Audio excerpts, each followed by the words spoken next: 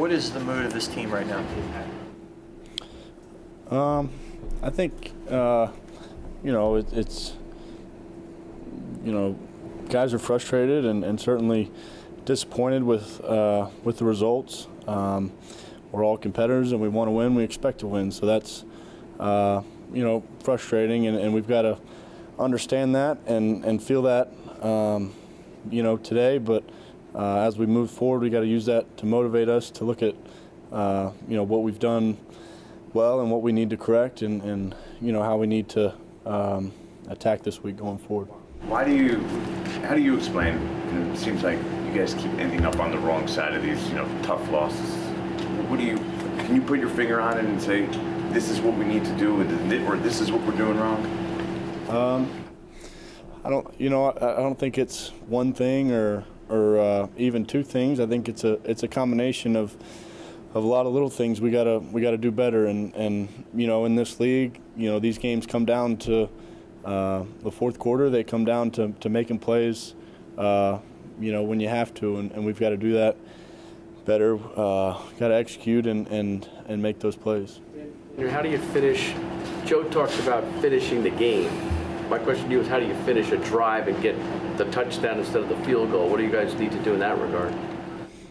I don't think it's anything different than what we need to do on P and 10 when we get the ball. I think it's about executing plays, understanding the situation and how that factors in, but ultimately it's about executing plays, taking what they give us and not hurting ourselves. So we've got to be able to maintain that execution down the field throughout drives and not not allow ourselves to stall, and we're able to move it. We're able to make a lot of positive plays, move the ball down the field, execute, and then you've got to continue that into the red zone. How hard is it to stay positive after you have losses the way you have these last 2 weeks?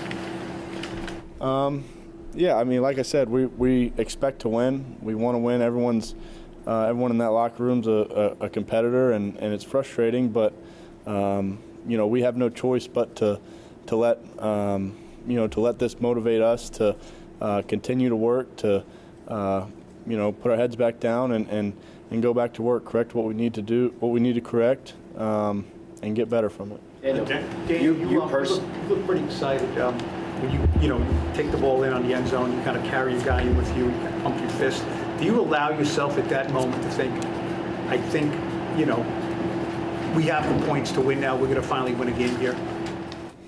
No, I don't think at any point. I don't know what the time was there in the fourth quarter, but like I said, these games come down to final drives, and oftentimes late in the fourth quarter where we've got to make a play. So the game's not over. We haven't scored enough until the game is over, until the clock runs out. So we've got to be ready and be ready to go. There's a lot of pressure on you coming into this year to play a certain way. It seems like you've played well, and the wins still aren't coming.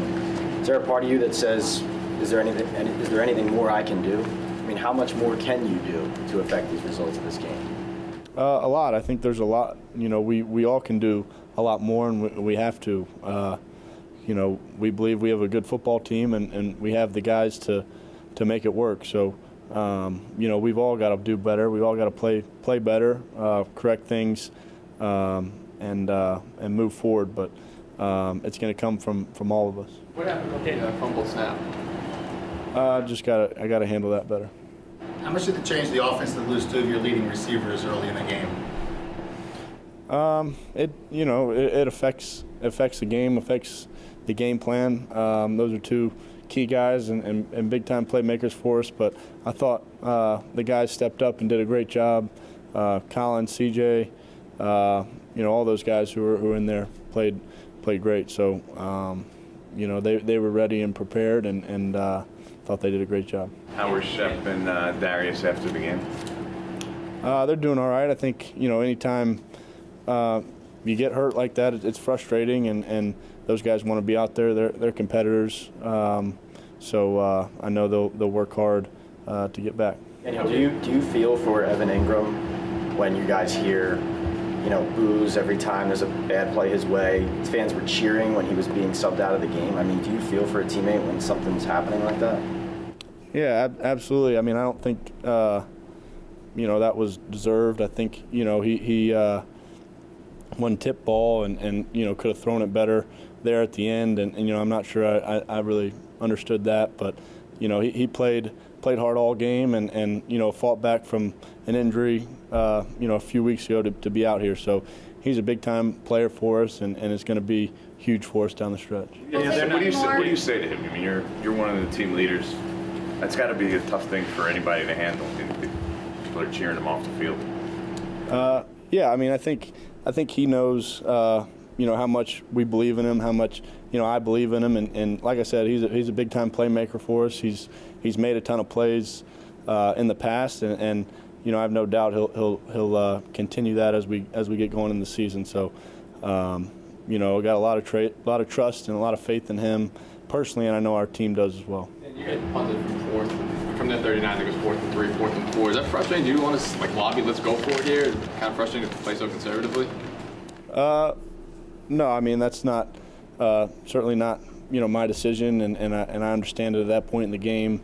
Makes sense. So it's our job to execute plays and to make sure we don't get in those situations. Was the inability to execute today against the Falcons more self-inflicted, or do you believe it was something that they were doing on their end on defense?